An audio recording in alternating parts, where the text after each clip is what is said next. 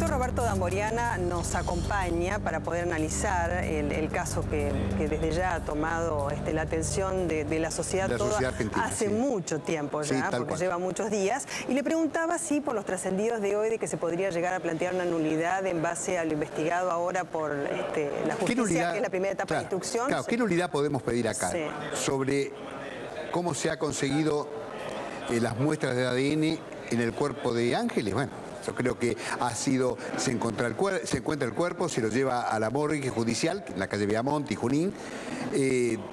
Cuando se empieza la autopsia, se toman las muestras, se ponen en un recipiente y se envían al laboratorio. ¿Eso puede ser nulificado? No, pero también el doctor Pierri lo que pidió, por lo menos cuando se encontró el ADN de la primera uña, que fue la del dedo índice de la mano derecha, sí pidió... No, se pide todo, se saca todo. Pero cuando se conoció, digo, el resultado de ese ADN, que es el primero que se conoció, él pidió también, digamos, que se revisase el procedimiento por el cual se llega a ese resultado. El procedimiento de autopsia está filmado, el procedimiento de autopsia tiene, por supuesto, fotos, se puede reproducir y no. Es irreproducible. Se ha guardado la cadena de custodia del cuerpo, se ha guardado la cadena de custodia de esos elementos para peritar, y por supuesto que sí. Todavía no se han planteado nulidades. Si se plantean las nulidades, los va a tener que resolver tanto el juez de garantía, el juez de instrucción, como la Cámara. Yo creo que no va a haber lugar a una declaración de nulidad en cuanto a esas pruebas. Doctor Damboriana, nos conocemos hace muchos años. Sí, haga de cuenta que las cámaras se apagan. Sí, se apagaron. Con la información que está en la causa y que usted conoce, como decía antes mi compañera Belén, solo con la información que está en la causa y de acuerdo a su experiencia, ¿usted coincide o está más cerca, digamos, de la fiscal que tendría hipotéticamente resuelto el caso, o ve alguna cosa que todavía habría que trabajar? Con los elementos que ya están en la causa, falta todavía algunos elementos como los pelos, falta analizar el baúl del auto del portero, falta analizar todavía algunos elementos que se han encontrado en el sótano. Con esos elementos ya son suficientes para requerir la elevación a juicio. Después, durante el juicio, con lo que ya está. Primero, por supuesto, va el auto de procesamiento, ¿no es cierto? Sí. Ese es el paso previo. Firme ese decreto del tribunal, vamos al segundo paso. ¿Y por qué se demora? ¿Me obliga a ponerme en abogado? Porque estamos en un plazo procesal que todavía no están las muestras de laboratorio. Ah, claro. Solo por eso. Claro, faltan solo por eso. pericias que se iban a dar a conocer hoy. Nosotros tenemos una unidad móvil transmitiendo en directo esos propósitos. Claro, respecto, por ejemplo, del container, ¿no es cierto?, los rastros de allí, además de, por supuesto, el Megán, lo que se encontró en el auto de Mangieri, y además también ahora la incorporación en el expediente por parte del doctor Pierri de que se encuentra la uña de otra persona ¿A cuánto en un estuvimos auto de que esto quede en un crimen impune? ¿Cuándo? Directamente en la selección del camión al que iba. Sí, estuvimos con la gente de aquí. Por eso es que es tan importante la selección de los residuos, ¿no? Sí. Porque en esa selección, ese camión fue a la selección de residuos y los otros 4, supongamos que iban al cinturón ecológico y se tiraban y después se tapaban. Con lo cual, ahí también hay una pauta. El crimen perfecto.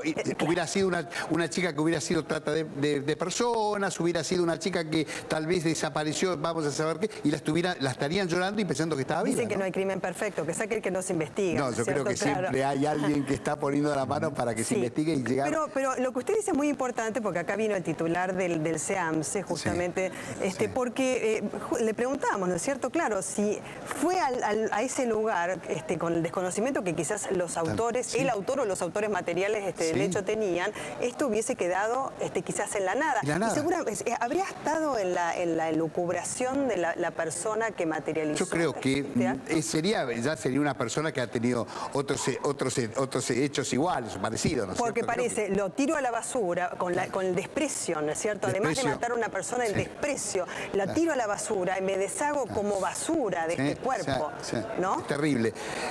Hubiera quedado impune, pero es gravísimo esto. Pero fíjense ustedes cómo llegamos a desnaturalizar.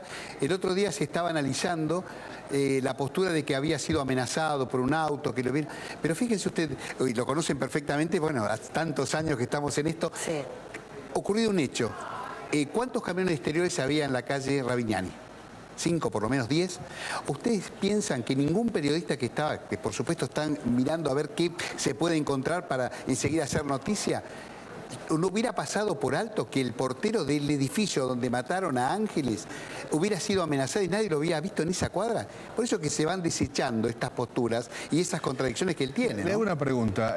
Siempre sobre estos casos de gran repercusión, como decíamos antes, el periodismo tiene una paleta de posibilidades y de acciones y actitudes que no son iguales. Hoy apareció con muy mal gusto una foto que hace bastante tiempo estaba circulando por las redacciones, pero que nadie creía que era oportuno publicar, de cómo se encontró Ángeles. Sí, sí.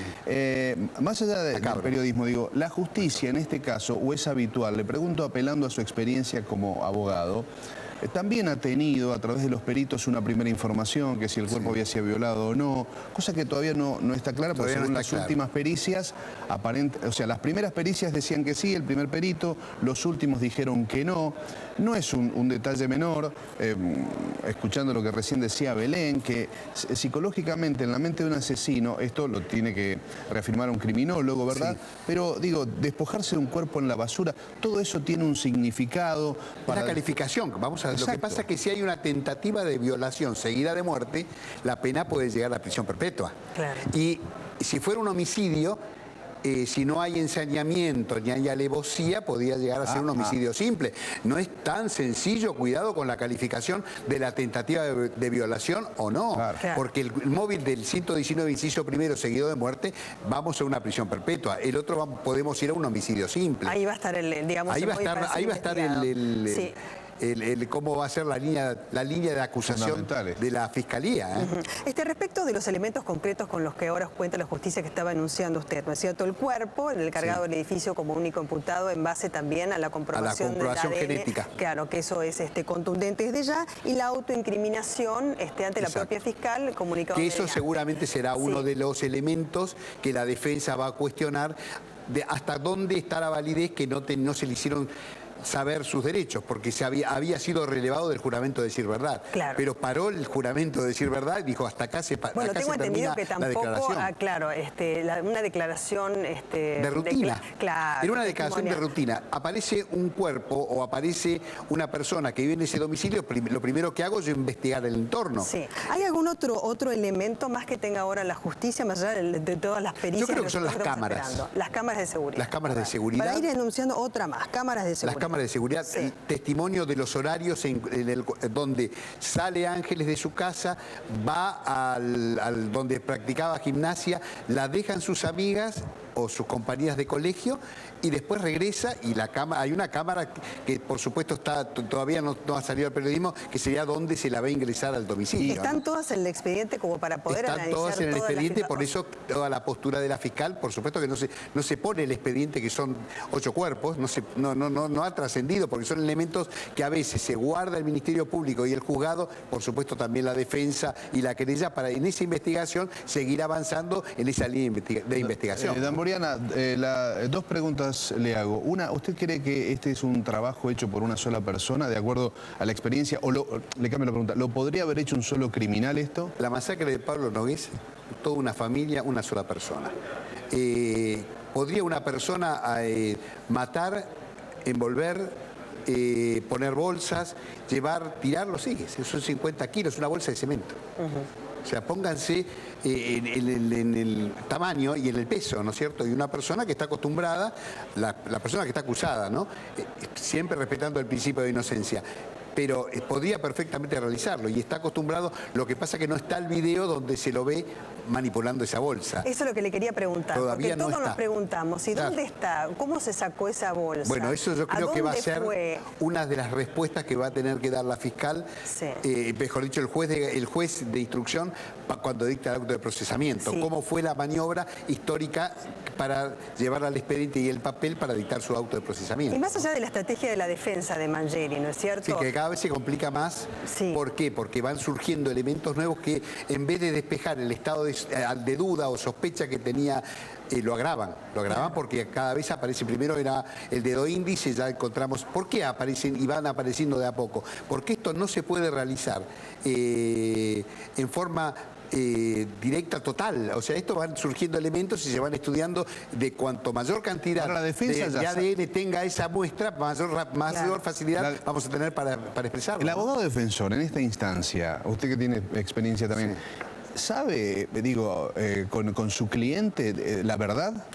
Teóricamente ya tiene que saber. Vos sabés que hay abogados que dicen, los abogados penalistas tenemos una cabeza que a veces tenemos que pensar como piensa el delincuente para atacarlo. Yo nunca defiendo, casi nunca defiendo, salvo que yo piense que son inocentes. Yo no puedo defender a un asesino. Lo lamento, para eso está el defensor oficial, o bueno, hay otros colegas que piensan distinto a mi criterio. Pero tenemos que, si yo tuviera que actuar como abogado defensor, yo necesito preguntarle al cliente si lo mató o no lo mató. Yo tengo que ver qué elementos hay en el expediente y qué me está acusando el fiscal y yo qué tengo que rebatir. Claro, igual el doctor Pierre, por supuesto, es un abogado sumamente avesado. Lo conocemos hace muchos años, ya lo hemos entrevistado por distintas causas. Él fue justamente a ver a su cliente. Pero de nada sirve lo que me diga. Lo que sí, yo tengo ¿qué pasó con esto? Dame pruebas para alejar el Estado. Por eso a eso iba con la pregunta inicial, ¿no es cierto? Que era el disparador. Hay algo fáctico, ¿no es cierto?, que es el hallazgo de ADN. Escena del crimen no la tenemos.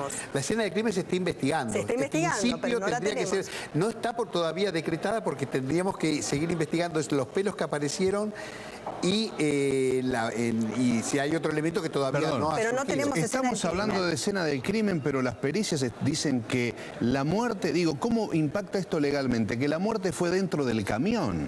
La muerte fue dentro del camión. Entonces, ¿se puede hablar de escena del crimen legalmente, doctor?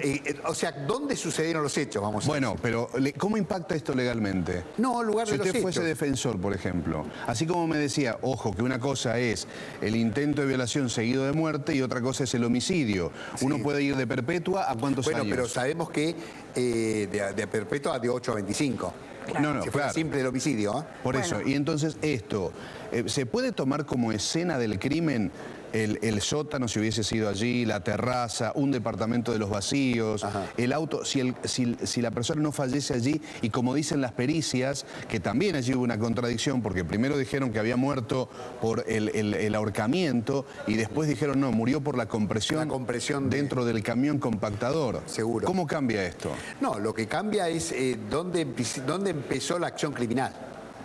O sea, el robo, vamos a suponer que hubiera sido un robo, empieza en la casa, después levanto a la víctima, pero el lugar de inicio del raíz criminal empezó en la casa. Exacto, por eso me refiero a esa escena del crimen, digamos, que se conoce de la actividad criminal, vamos a decir. En la jerga de ustedes, como ustedes dicen, en la escena del crimen, eso voy. No tenemos la escena del crimen todavía. No tenemos todavía la escena. Exactamente, más allá de tenemos el lugar donde se encontró. Pero es contundente, ¿no es cierto?, que el ADN que se encontró, ¿no es cierto?, compatible con el de Mangieri, con lo cual Mangieri estuvo en la escena del crimen más allá, ¿no es cierto?, de la imputación ahora por homicidio.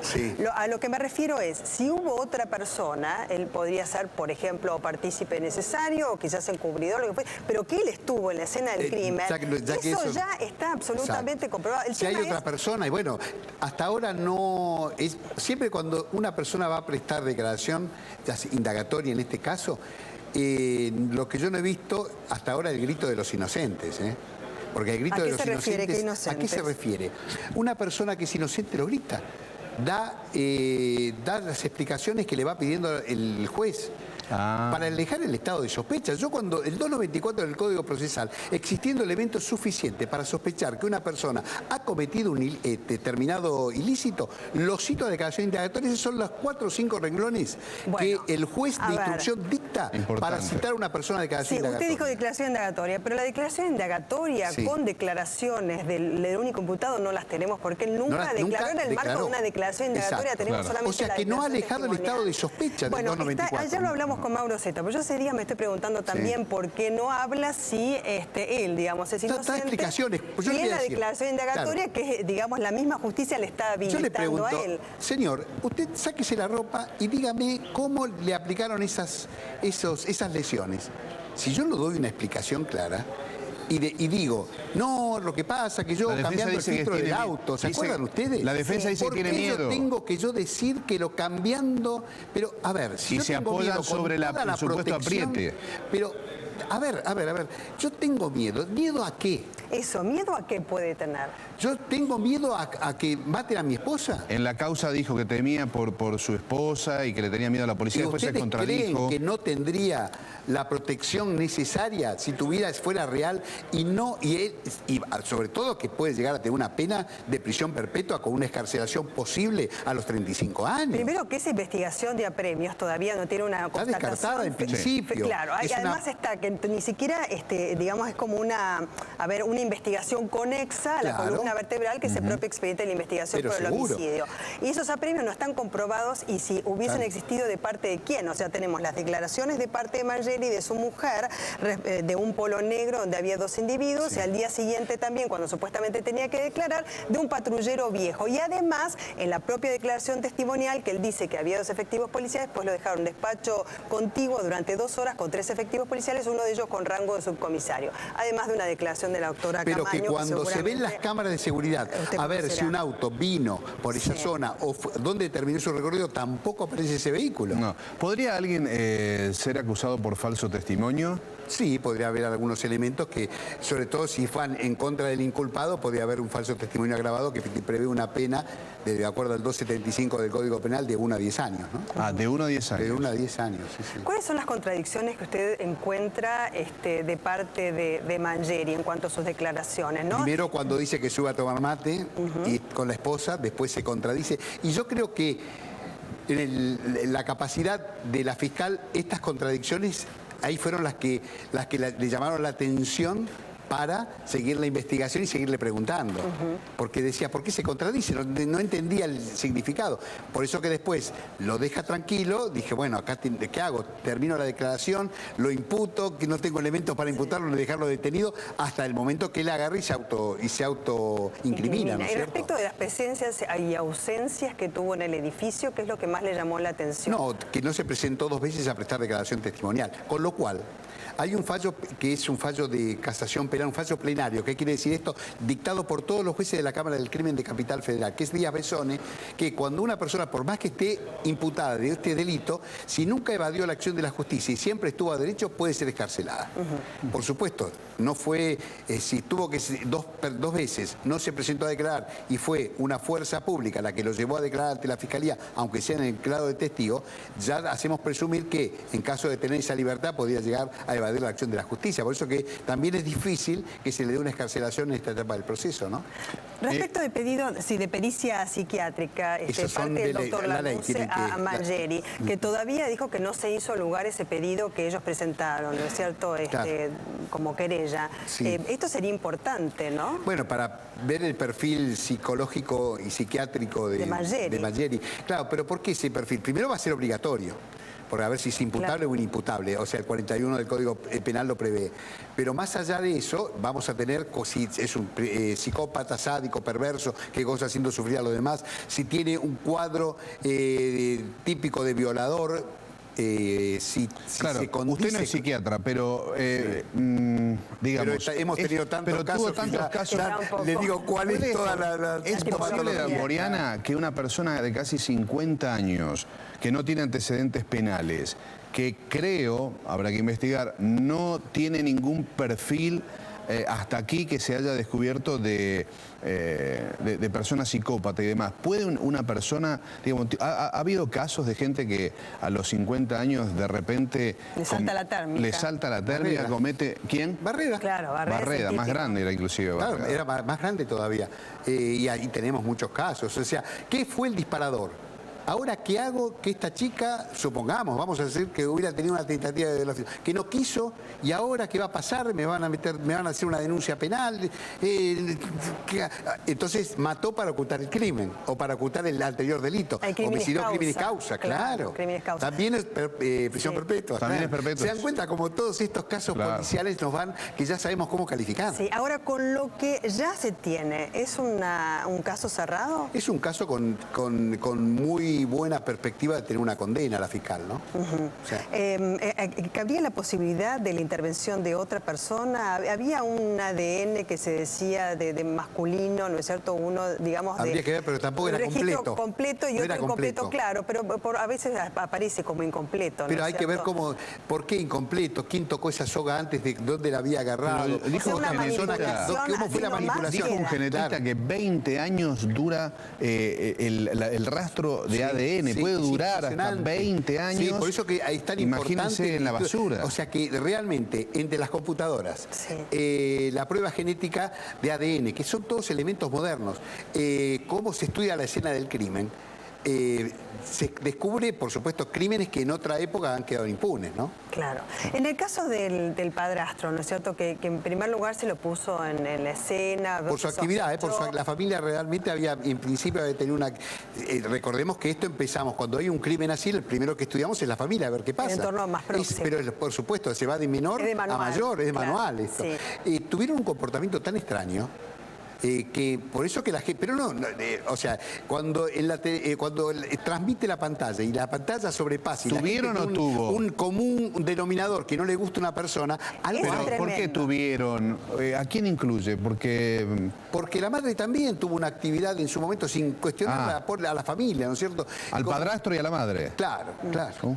Sí. Realmente tuvieron una actividad que era extraña, ¿no es cierto? Pero sin cuestionarlo, porque digamos, la actitud no es... Yo, por ejemplo, normalmente cuando veo a madres del dolor, la gente de Avivi, bueno, ustedes ven como son mujeres aguerridas porque han sido víctimas de... Yo fui uno de los primeros que, conjunto con Mirta Pérez, tuvimos la Asociación de Víctimas de la Delincuencia. Tiene razón, es verdad. La Asociación de Víctimas de la Delincuencia que teníamos con Mirta, venían personas que habían sido familiares de víctimas de delitos gravísimos. Y nunca venían con una actitud pacífica, siempre además, venían que querían ver al asesino detrás de las rejas. Bueno, y además en un accidente de tránsito, fíjense esto. Lo conoce, Lombroso, el criminólogo, ¿no es cierto?, del siglo XIX, yo digo portación de cara, pero no es eso, respecto a determinada fisonomía, él hasta ni siquiera condicionaba, sino que predeterminaba que era culpable de hasta determinada tipología de delito, ¿no?